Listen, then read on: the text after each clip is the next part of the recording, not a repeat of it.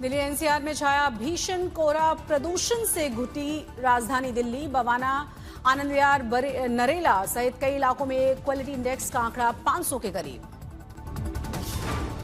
सुबह के समय घना कोहरा और स्मॉग की परत छाई रही, जिससे विजिबिलिटी भी काफी कम दर्ज की गई है। वाहन चालकों को करना पड़ा खासी दिक्कतों का सामना।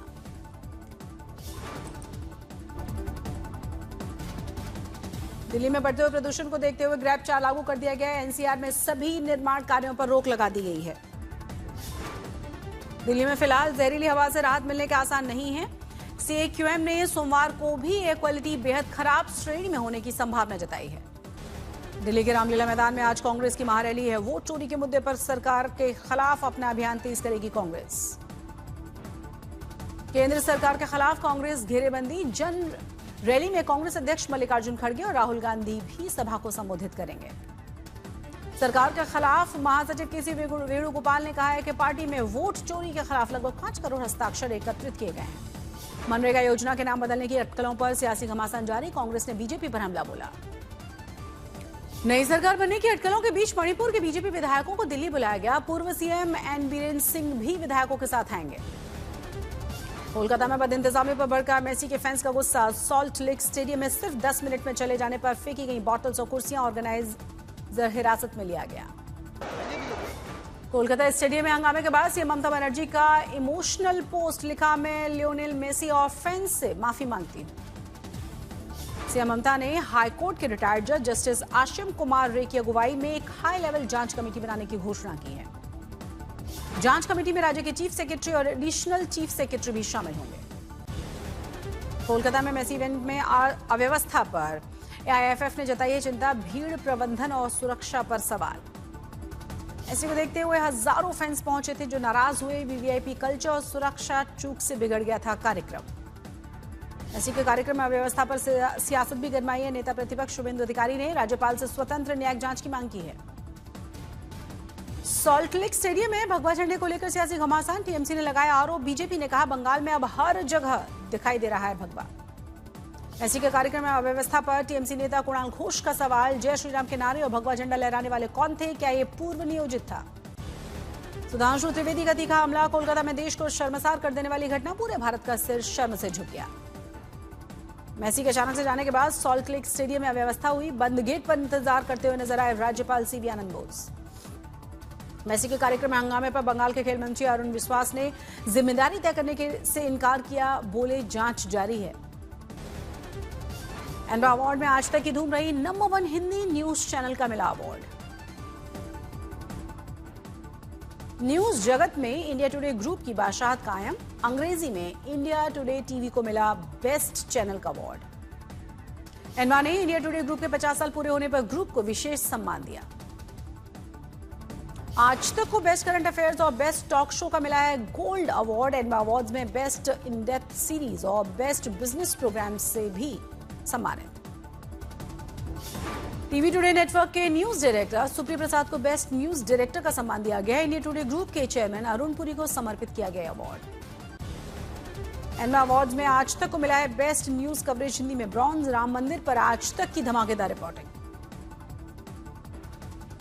हिंदी पत्रकारिता में शानदार प्रस्तुति के लिए अंजना ओम कश्यप को मिला बेस्ट एंकर का अवार्ड। गोल्ड अवार्ड के साथ अन्य कई अवार्ड से भी सम्मानित।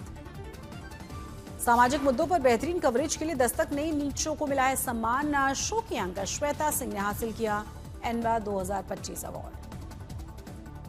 बेस्ट करंट अफेयर्स प्रोग्राम का सिल्वर अवार्ड भी महाकुंभ स्पेशल से जुड़े अद्भुत, अविश्वसनीय, अकल्पनीय के लिए श्वेता सिंह को मिला है। साथ ही best international news coverage award Shweta Singh के खाते में। सर्वश्रेष्ठ पॉलिटिकल पत्रकार का गोल्ड अवार्ड आज तक के एंकर साहिल जोशी के खाते में। वहीं सिल्वर अवार्ड मौसमी सिंह के नाम। बेस्ट फील्ड रिपोर्टर का गोल्ड अवार्ड अरविंद ओझा के नाम।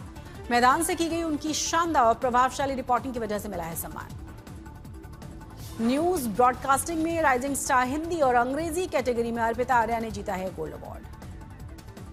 बेस्ट वीडियो एडिटर हिंदी में वंदे मातरम सर क्रीक के लिए अमित सिंह को अवार्ड मिला। बेस्ट न्यूज प्रोड्यूसर हिंदी का गोल्ड अवार्ड यश शर्मा के नाम रहा। आज तक के लिए उनकी उत्कृष्ट और प्रभावी प्रोड्यूसिंग के लिए उन्हें सम्मानित किया गया। आज तक की gold standard reporting, lunch break, Lok Sabha और कैलाश मानसरोवर यात्रा पर बेहतरीन कवरेज, एनवा में गोल्ड अवार्ड सम्मानित। बीती शाम यूपी में पंकज चौधरी का बीजेपी अध्यक्ष बनना तय, आज औपचारिक ऐलान किया जाएगा। कुर्मी वोट पर बोले पंकज चौधरी, का पहली जिम्मेदारी मिलने दीजिए, उसके बाद कार्य योजना बताई जाएगी। नक्सलवाद के खात्मे को लेकर गृहमंत्री अमित शाह का संकल्प, बोले 2026 में नक्सलवाद से मुक्त हो जाएगा देश। गुजरात के मुख्यमंत्री और उप मुख्यमंत्री बीजेपी के प्रदेश अध्यक्ष दिल्ली पहुंचे। जगदीश पांचाल के प्रदेश अध्यक्ष बनने के बाद पहला दिल्ली का दौरा, करेंगे राष्ट्रीय नेतृत्व से मुलाकात।